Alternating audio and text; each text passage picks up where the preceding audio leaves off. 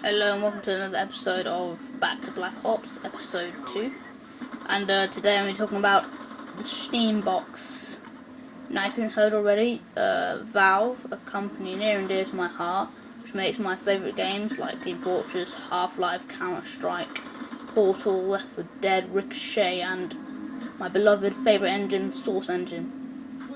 And apparently they're going to hardware, where they're creating a console. Now this is not just like to compete with their Xbox and PS3. Now it's called the Steam box or something along them lines.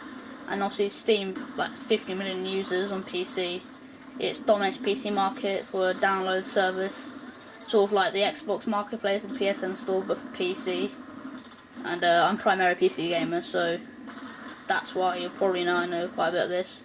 And it's a download service where companies put their games on there through Valve and Steam and sell them. Now the difference between this and Xbox Marketplace is the companies who make the games on here, they get more of the profits than Valve, who the distributors, and so that's why I think this will be more popular than the Xbox and PS3 over time.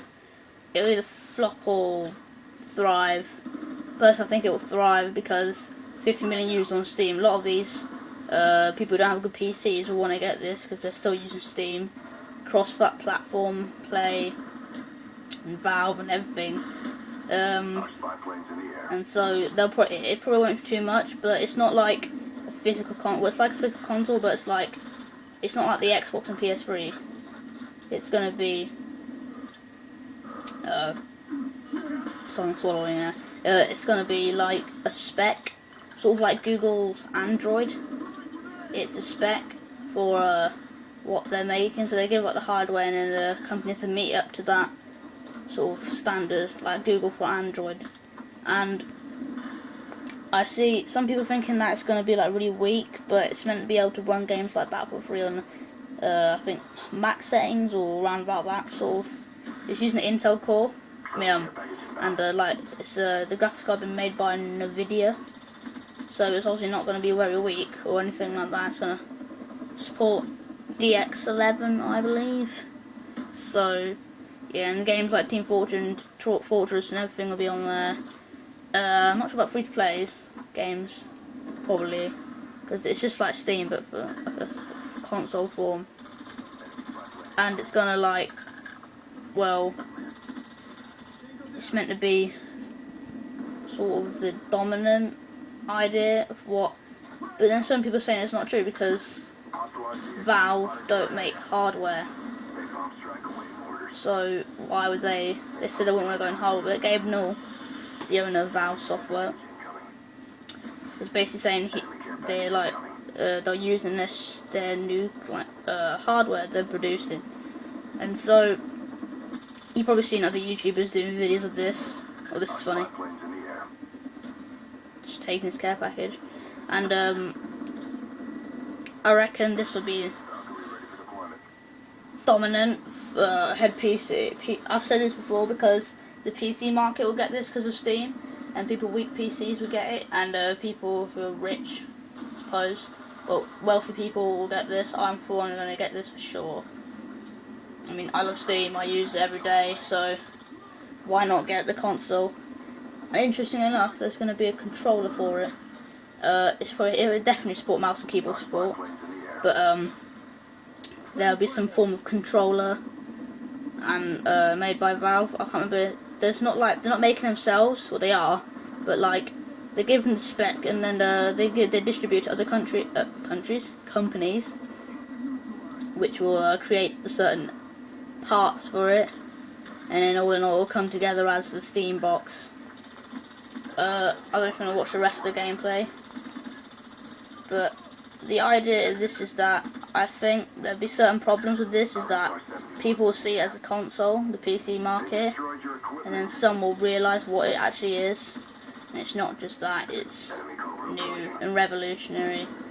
And I think, you know, games like, I'm in England, so obviously I have a game and a game station, but people like GameSpot, I think, or something like that, this is not, they'll be frightened, this is not good for them because they don't have it. They work on selling pre-owned games and stuff like that from disc, and all this will be digital download. So this is not good news for them, and they're all hoping this is a Valkyrie rocket fail. But they're all hoping it won't happen, probably. But I think this is the way forward for technology, digital download. I mean, as the world is getting more lazy, I might add, they don't particularly enjoy going out and getting games, so just downloading and playing it is simple. Although there are many faults to this, is that it's a download. People poor internet don't want to go out and download their game. They want to put it, get in a disc, plug it in and play. So I don't see how this is gonna, or this will affect them. But I think this is the future, alright? This is how the world's gonna change. It's gonna be download. There's no more cases or will be needed, or any cartridges or whatever you want to, or discs. It's going to be download. This will be PC, and the Steam box will dominate. You can cross-platform between both, obviously, and they're made by Valve. So I trust Valve with every move they make because they're Valve. And hopefully, with this release, it's meant to be announced at GDC or E3. I think they'll bring it up at GDC and then show the actual design of it at E3. But I think that, I don't think they already confirmed it, but they'll probably properly confirm and talk about it more at GDC. And I think Half-Life 2 Episode 3 or Half-Life 3 will co-release with this, which will be interesting.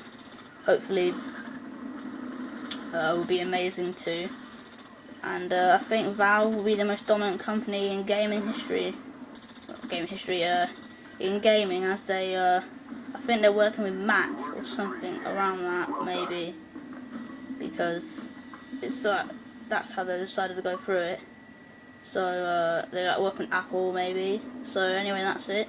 Looking forward to the Steam box. Hope you enjoyed this. I'll see you in the next episode.